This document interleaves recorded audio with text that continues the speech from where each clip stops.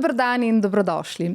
Kronična vnetna črevesna bolezen človeka spremlja vse življenje. Mednjo uvrščamo Crohnovo bolezen in ulcerozni kolitis. Simptomi so lahko zelo očitni. Driska, bolečine v trebuhu, kri na blatu in hujšanje. Bolezen pa je lahko dolgo tudi prikrita in se kaže z utrujenostjo, slabokrvnostjo, nočnim potenjem ali bolečinami v sklepih. Zato je pravočasna diagnoza ključna, da se vnetje v črevesju čim prej umiri. V prvem delu bomo z gastroenterologinjo Tino Kurent-Francky govorili o tem, kako bolezen prepoznamo, diagnosticiramo in zdravimo. V drugem delu pa s predstavnico društva za KVČB Matejo Saje o tem, zakaj so pri kronični bolezni tako pomembni podpora, znanje in občutek, da bolnik ni sam. Dober dan, dobrodošli. Hvala za povabilo. Z veseljem. Kaj je kronična vnetna bolezen? Ja, kronična vnetna črevesna bolezen je to, kar sama beseda pove, torej kronično vnetje sluznice v črevesu. Gre za imunsko pogojeno bolezen, torej gre za neko disregulacijo imunskega odziva oziroma pretiran in neustrezan imunski odziv na mikrobioto v našem črevesu. Torej mikrobiota, to so bakterije, ki jih imamo mi normalno v črevesu in naš imunski sistem jih prepozna kot nevarne in začne sprožati vnetje. Ker so te bakterije ves čas tam prisotne, je tudi vnetje ves čas nekako prisotno. Je pa res, da bolezen lahko poteka s svojimi zagoni in remisijami, torej lahko samo od sebe se zažene ali tudi nekoliko umiri. Zdaj, mogoče kaj pomeni termin imunsko pogojena, za razliko od avtoimunske, kjer imunski sistem napade naše lastne celice, torej napade naš antigen naših celic, je imunsko pogojena to, da napada bakterije, torej ne lastno tkivo, ampak bakterije so v našem črevesu in posledično je to vnetje kronično.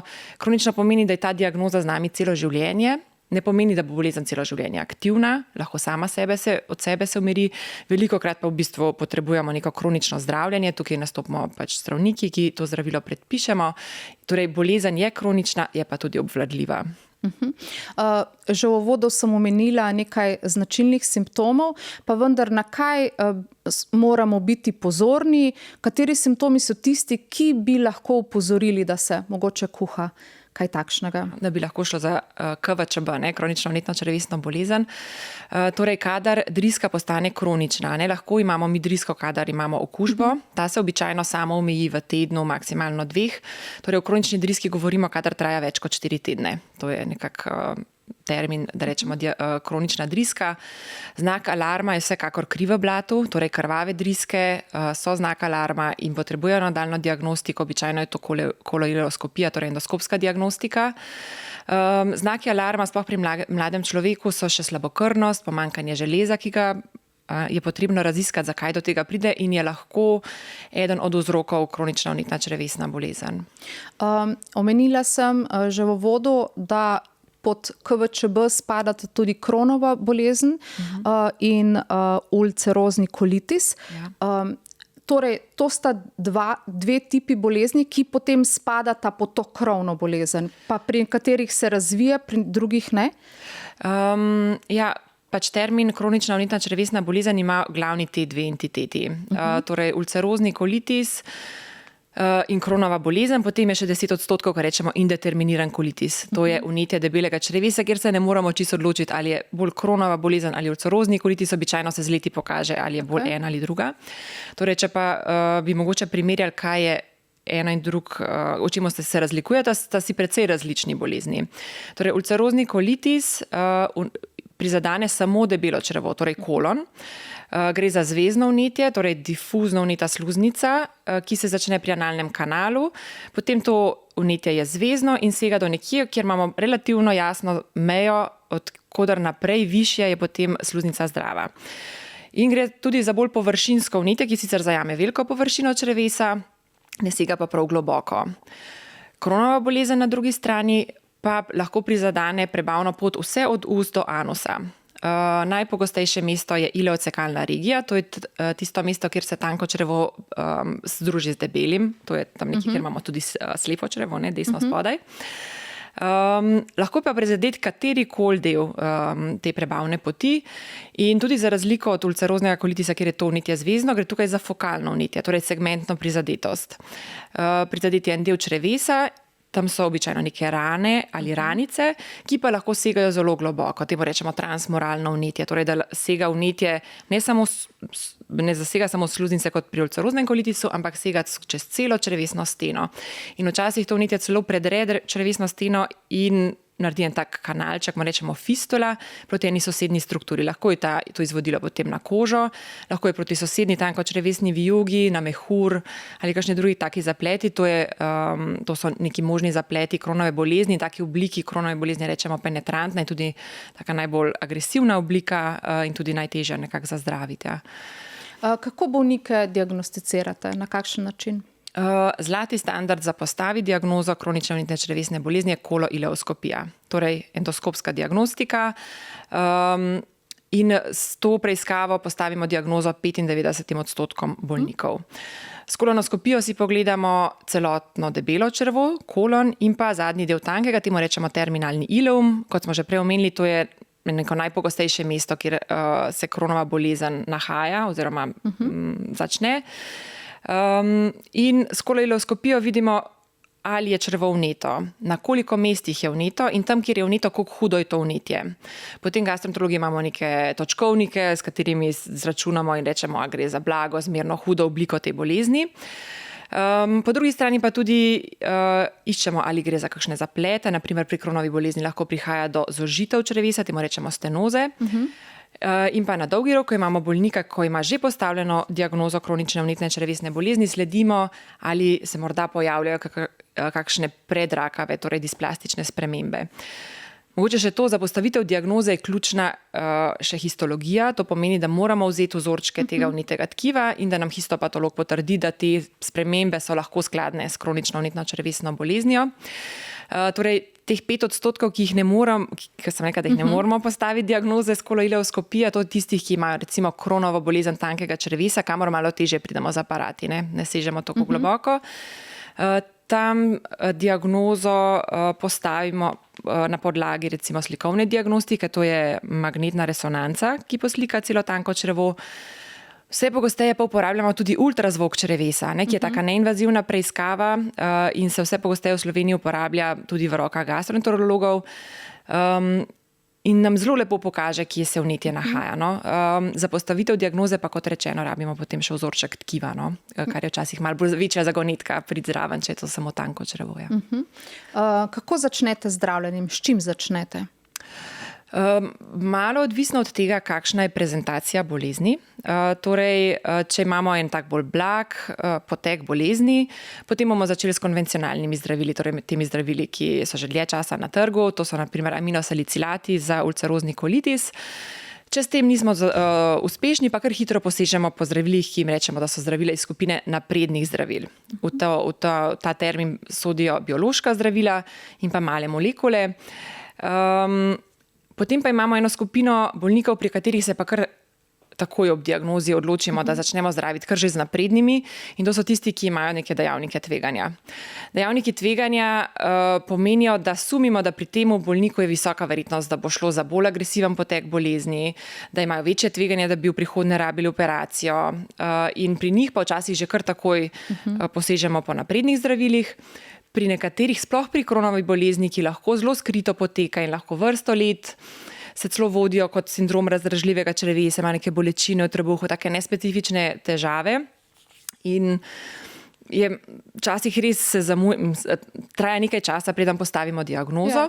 Torej, oni pa lahko pridejo do diagnoze šele, ko so prvič operirani. Da v bistvu bolezen tako nekako tiho poteka tako subklinično, oziroma v ozadju, in z tem kroničnim vnetjem se oži lumen črevesa, ker tam, ker poteka tisto vnetje, smo rekli, gre globoko v črevesno steno in se brazgotini. In bolj, ko se brazgotini, bolj se oži lumen samega črevesa, in ko se to zoža, da ne more več vsebina skozi, pride do zapore črevesa, čemur rečemo ileus, in lahko taki bolniki pristanejo v bistvu na urgentni operaciji, in šele potem, ko so operirani, se reče, ugotavljamo, da v bistvu ste imeli kronovo bolezen že prej. Tako da kakšni pridejo do diagnoze tako z operacijo, in tudi pri njih običajno, kar začnemo potem zdraviti z naprednimi zdravili. Ja.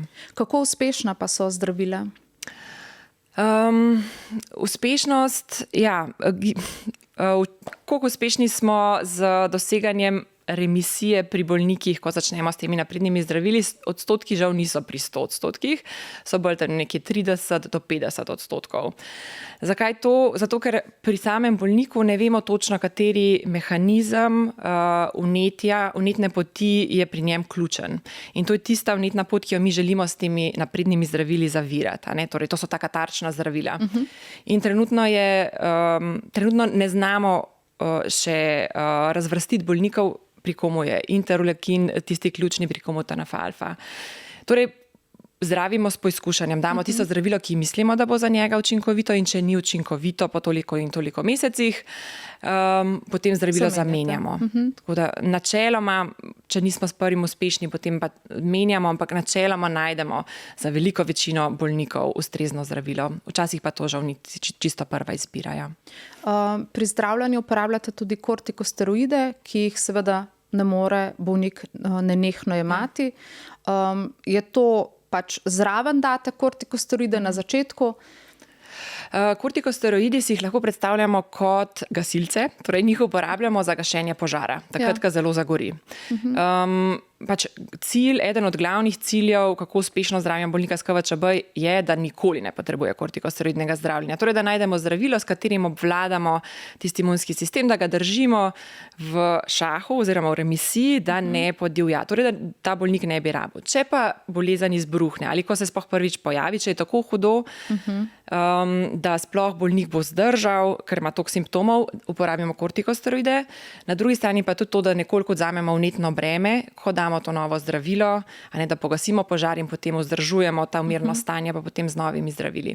V preteklosti, ko teh zdravil še ni bilo na voljo, so bolniki bili vrsto let izpostavljeni kortikosteroidom, ki pa prinesejo sabo veliko zapletov, praktično skoraj vsak organski sistem imajo neke stranske učinke, kar je najbolj znanih je to, da vplivajo na nastanek osteoporoze, povečajo apetit, torej povečajo telesno težo, na izgled delujejo akne, so stranski učinek, strije in še vrsto drugih.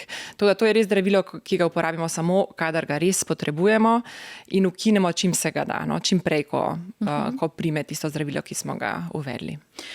Pravite, da bolezen poteka v zagonih, se pravi, lahko je poslabšanje in so obdobje remisije.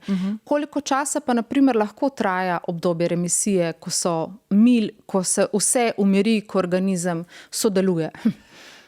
Ja, to je vsak bolnik oziroma vsaka oseba s KVČB ima svojo pot. Torej, težko napovemo, kot rečemo, imamo dejavnike tveganja, ki nam povejo, da bolezen ima večjo verjetnost, da se bo še naprej, da bo imela spet kakšen izbruh. Tam bomo bolj striktni s tem, da bomo res našli pravo zdravilo, da dosežemo remisijo. Starejši kot je človek, ko se mu postavi diagnoza, večja je verjetnost, da bo bolezen relativno mirno potekala. Ne vemo pa, kdo paše v katero skupino. Torej, bolezen lahko ima izbruh in se sploh ne bo sama umirila. Kakšni bolniki bojo imeli tisti prvi zagon res hud, pa nikoli v življenju več takega. Ker ne vemo, kdo paše v katero skupino, bomo vse zdravili s tem zdravilom in probali držati remisijo, da ne bi prišlo do teh izbruhov. Koliko dolga je to obdobje remisije? Kot rečeno, zelo težko za posameznika napovedati. Lahko se malo oziramo na te dejavnike tveganja. Sigurno pa zelo pomagamo to premico znižati oziroma zmanjšati verjetnost za zagone, če redno jemljemo zdravila. S tem v bistvu držimo imunski sistem miren, da do izbruhov ne pride, da ne pride do zapletov bolezni, ki jih prinese lahko tak izbruh. Spravi, pacienti morajo ves čas jemati zdravila, to je namreč zelo pomembno, ne morejo kar vmes, ko so bolje, z njimi prenehati. Ja, to je pač kronična bolezen, in mogoče tako si predstavljamo, da je to neka kronična driska, pa bi mogoče primerjali s tem, če imamo infektivno drisko, damo antibiotik in smo bolezen premagali. V tem primeru pač žal ni tako, mogoče bolj lahko primerjamo s povišanim tlakom, naprimer. Ko jemljamo zdravila, je naš tlak urejen, če bomo zdravila opustili, bo ta tlak spet skočil. Res je to hitro, v nekaj dneh, oziroma naslednji dan, ko ne bomo vzeli zdravila. Pri KVČB je to malo daljše obdobje, ampak zelo veliko bolnikov, če bojo sami opustili zdravilo, bo bolezen slej ko prej se vrnila.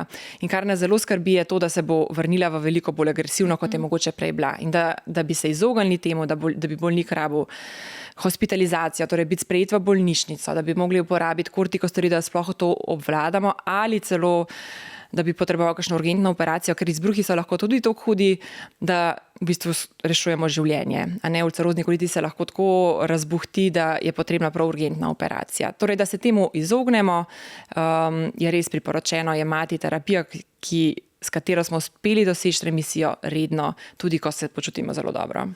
Koliko bolnikov v Sloveniji imamo s KVČB?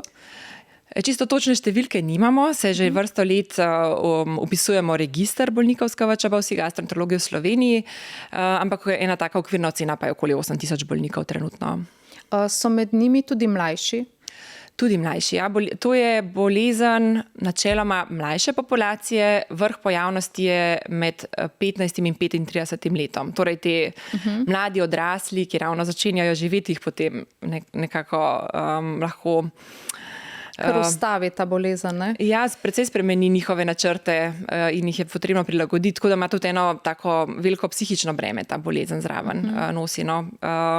Tudi zelo dobro, da je obstaja tako dobro organizirano društvo za bolnike s KVČB, kot je v Sloveniji, kjer si ti bolniki res lahko najdejo tako informacije kot podporo, kot ljudi, ki so dali nekaj podobnega skozi za neko to za pač pozitivne misli oziroma pozitivno spodbudo za naprej. O tem bova potem z Matejo govorili, ki je tudi sama bolnica, nam bo povedala, kako živeti s to boleznijo. Ali zdravila, ki jim dajete, gotovo imajo neželene učinke. Kdaj se potem odločite za menjavo, ko so neželeni učinki verjetno hujši od bolezni same? Pa načeloma so ta zdravila relativno varna, imajo kar varen varnostni profil. Ima vsako zdravilo neka svoja opozorila, kar se tiče stranskih učinkov. Pri bioloških zdravilih je v resnici teh stranskih učinkov res malo. In ne bi smeli biti zadržek za to, da bi zdravilo jemali. No, nobeno od naših zdravil, ki jih dajemo, nima toliko hudih stranskih učinkov, oziroma tista, ki jih imajo, že mi precenimo, za katerega bolnika tisto zdravilo ne bo primerno, ker ima mogoče višje tveganje. Naprimer pri malih molekulah imamo naprimer tveganje za neke tromboembolične dogodke, ampak to že mi ocenimo, kateri bolnik bi nosil preveliko tveganje za to.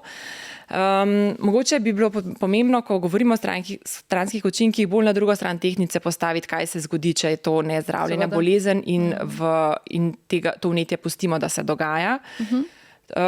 To pri kronovih bolezni lahko pelje do, kot sva že rekli, stenoz, torej zožitev črevesja, ki potrebuje operacijo, lahko nastanejo fistule.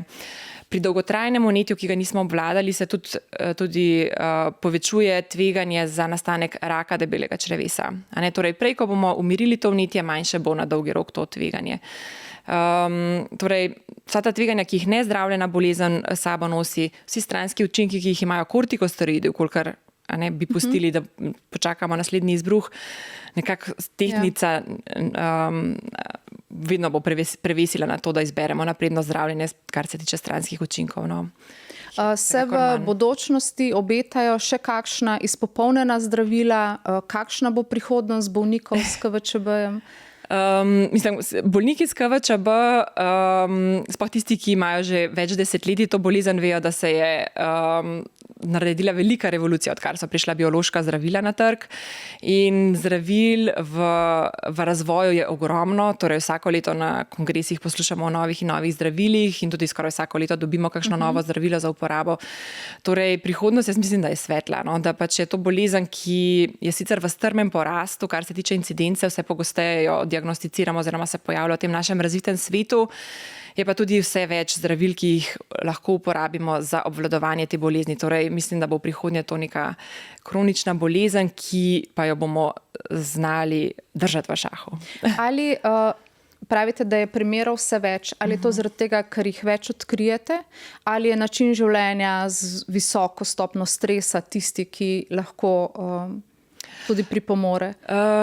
Glede na raziskave vsekakor je to, da je te bolezni več. Ne samo, da je ne odkrijemo dovolj, ker tudi ko so delali take raziskave, pa opravljali kolonoskopije tudi v bolj ruralnem svetu ali pa v državah v razvoju, je te bolezni tam res manj. Torej, to je bolezen modernega načina življenja, delno verjetno tudi povezana s stresom, vsekakor pa s prehrano, z to uživanjem te predelane hrane, visoko procesirane. In tudi nasvet, ki je tako da bolnike s KVČB kot tistih, ki nimajo KVČB, pa da ga ne bi razvili, je uživanje mediteranske diete. Torej, uživanje čim več sadja, zelenjave, čim več hrane direktno iz vrta na krožnik, tako da je čim manj te predelave, vmes čim manj dodatkov. To je nekaj, kar je nasvet tudi za vso populacijo. Za vso populacijo in tudi bolnike s KVČB je to ta hrana, ki deluje protivnitno, bi rekli. Mogoče, če sva že se dotaknili tega stila življenja, bi samo še izpostavila kajenje, je nekaj, kar je tudi potrebno nasloviti. Torej, sploh za bolnike s Crohnovo boleznijo je kajenje nekaj, kar močno poslabša samo prognozo bolezni. Bolniki s Crohnovo boleznijo, ki kadijo, so 4-krat pogosteje operirani kot tisti, ki ne kadijo. Torej ima bolezen bolj agresiven potek in na drugi strani, da bo to lažen, tisti, ki se bojo pogumili in bojo nehali kaditi, je v roku 1 leta se v bistvu to tveganje zmanjša na raven nekadilcev s Crohnovo boleznijo. Prav, najlepša hvala, ker ste bili gostja v podcastu Vse dobro vam in vašim pacientom. V studiu pa se mi bo v nadaljevanju pridružila Mateja Saje, ki je predstavnica Društva za KVČB.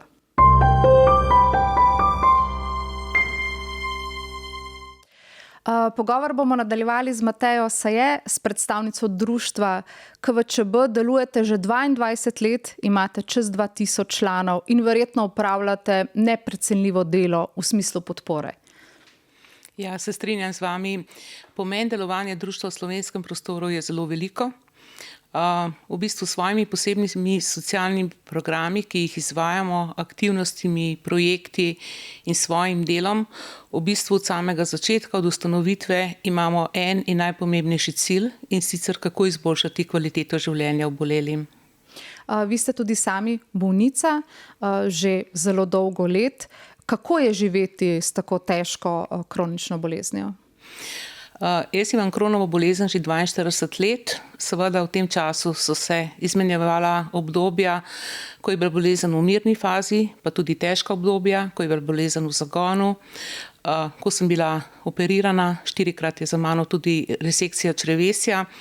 Tako da jaz gledam na življenje s to boleznijo seveda malo drugače. Vse te izkušnje te naredijo močnejšega, oziroma sam pogled na življenje je drugačen v smislu tega, da veliko znaš bolj ceniti trenutke, ko si dober, ko si v redu, ko lahko z družino preživiš svoj čas, ko si lahko vzameš tudi svoj čas za svoje hobije. Jaz bom rekla tako, ja, bolezen je del mojega življenja, ni pa celo moje življenje. Rada živim, rada si vzamem čas za svoje hobije, takrat, ko lahko, tudi z leti pride modrost, da točno veš, koliko daleč lahko in koliko zmoreš. Ko pa ne moreš, takrat je pa situacija drugačna, takrat je pa izredno pomembna podpora moje družine. Moj mož že 42 let stoji ob meni in moji bolezni, ravno tako oba otroka, in tisto ti daje moč, že potem lažje premaguješ težave. Gotovo. Ali ste kdaj v življenju zaradi bolezni, ki jo imate, se morali na čemu odpovedati? Na kakšen način je bolezen opredelila vašo življenjsko pot? Jaz ne bom rekla, da imam občutek, da sem si mogla odpovedati, je pa sigurno to drugačen način življenja. Ko bolezen enkrat sprejmeš, tudi tvoja družina živi s to boleznijo. Sigurno nismo bili kot običajna družina, ampak ne morem pa reči, da nam je karkoli manjkalo. Moraš pa vse svoje stvari, ali so to potovanja, ali so to, ne vem, obiski, običajni obiski pri svojih prijateljih, recimo, moraš zelo dobro imeti nekako, bom rekla, sprogramirano, v smislu, recimo, če greš na javno prireditev, da točno veš, kje so, recimo, stranišča, ker pri nas so le pogosti obiski stranišč in odvajanja. Velikokrat, recimo, če si pač utrujen od same bolezni, če imaš bolečine v trebuhu, takrat pač ne moreš, a ne. Tudi kakšno stvar odpoveš, daj, a ne. To so te prilagoditve. Sigurno je prehrana v naši družini drugačna kot v kakšni drugi običajni družini, a ne. Tako da to so prilagoditve, ampak ti se naučiš živeti in tako tudi tvoja družina živi s to boleznijo.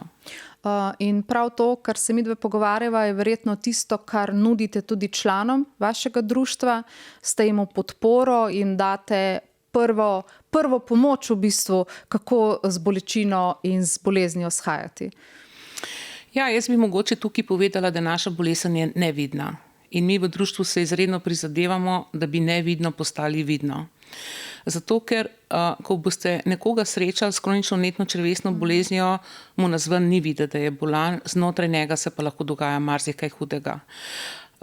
Hudi zapleti bolezni in pa tudi operativni posegi velikokrat lahko pripeljejo do invalidnosti.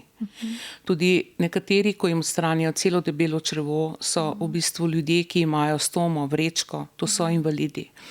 Tako da v bistvu, ko nekdo zboli, se seveda v prvi vrsti, ko se obrne na društvo, rabi informacije. Kaj se bo zdaj spremenilo v njegovem življenju, kako bo živel, kako bo s prehrano, bo lahko še hodil v službo, kakšne so pravice v smislu statusa dolgotrajno bolnega, ne vem, če so to otroci, študentje ali tudi recimo potem kasneje, če niso sposobni ljudje opravljati svojega dela, da v bistvu delajo s krajšim delovnim časom. Seveda je pa tukaj tudi to sočutje, podpora in pa razumevanje nekoga, ki zboli, in to iščejo na začetku. Potem je pa zelo velika naloga društva, in to delamo že 22 let, z veliko svoje energije in ljubezni, da v bistvu izobražujemo ljudi. Ker če smo izobraženi bolniki, potem smo veliko bolj močni. Lahko smo enakovredni partnerji pri zdravljenju in vodenju svoje bolezni. Mi radi rečemo, da smo opolnomočeni ali da smo bolniki eksperti oziroma bolniki izvedenci. Ampak to šele čez čas, ko se ogromno bolezni naučimo. Tudi vi verjetno prejemate biološka zdravila zdaj. Kakšna je bila ta sprememba od prej klasičnih zdravil do zdaj teh naprednih zdravil? Zelo velika sprememba. Jaz se spomnim, da ko sem bila mlada punca in takrat je bilo zdravljenje za standardnimi zdravili, ki so nas nekako tudi po letih spremenila po fizionomiji. Mene ljudje recimo niso poznali, ker sem bila tako spremenjena po svoji fizionomiji obraza. Revolucija pred 20 leti je prišla za napredno terapijo. Seveda si mi želimo, ki smo bolni, nekako to, da bi se našel vzrok. Še vedno ne poznamo vzroka, zakaj bolezen izbruhne, in jaz vedno rečem, ko bo prišlo do tega, da se bo našel vzrok bolezni, verjetno bo se dal tudi bolezen zdraviti. Zaenkrat pa tudi z naprednimi zdravili, seveda se blaži samo hudo vnetje, oziroma se to nekako povzroči na ta način, da to vnetje je nekje tam v enem kotu in da je mogoče samo malo tlini, pa tako, da bi zelo veliko škode povzročalo v telesu. Ali ste pri sebi, zagotovo ste pri sebi ugotovili, kaj so sprožilci vnovičnega zagona pri bolezni? Kaj je tisto, kar vam škodi, na primer, najbolj? Jaz sama pri sebi lahko rečem, da je to stres. Eden od teh povzročiteljev ponovnega zagona bolezni.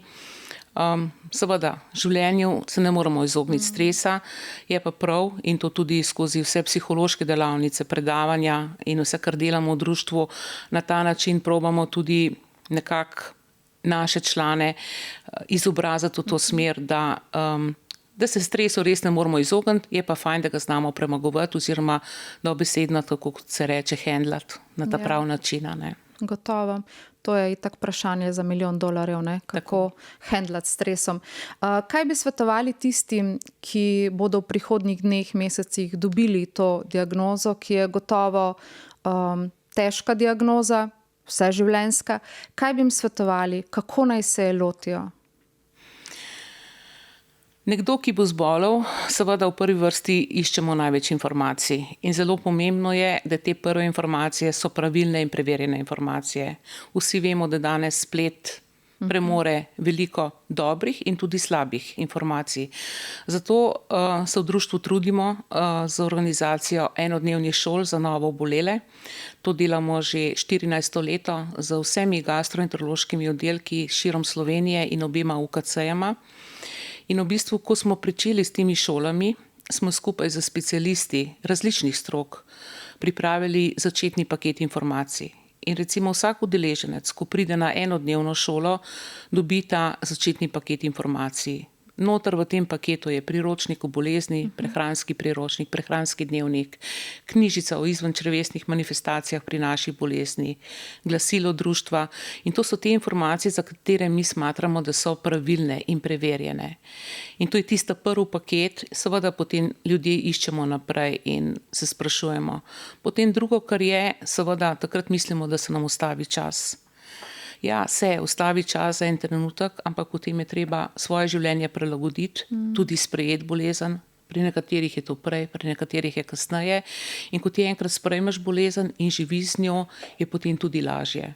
Tako da mi se še vedno trudimo po 22 letih dati čim več dobrih, preverjenih informacij, ogromno izobraževati, ravno zato, ko smo se že prej pogovarjali, da je bolnik opolnomočen. In potem je na vsakemu seveda tudi, kaj bo tega, kar mi ponudimo, vzel. Tako da to je to. Ja, gotovo. Hvala, ker opravljate tako pomembno delo, ker ste podporni člen bolnikom, ki zbolijo za to boleznijo in vse dobro vam želim. Hvala lepa, tudi vam. Hvala lepa. Kronična vnetna črevesna bolezen je doživljenjska in nepredvidljiva bolezen, vendar danes o pravočasni diagnozi, ustreznem zdravljenju in dobri podpori bolniki lahko živijo kakovostno, aktivno in polno življenje. Pomembno je, da simptomov ne spregledamo, da o težavah spregovorimo in da bolnik v bolezni ne ostane sam. Pazite na svoje zdravje in nasvidenje. Pokrovitelja današnjega podcasta sta Johnson & Johnson ter Društvo za kronično vnetno črevesno bolezen.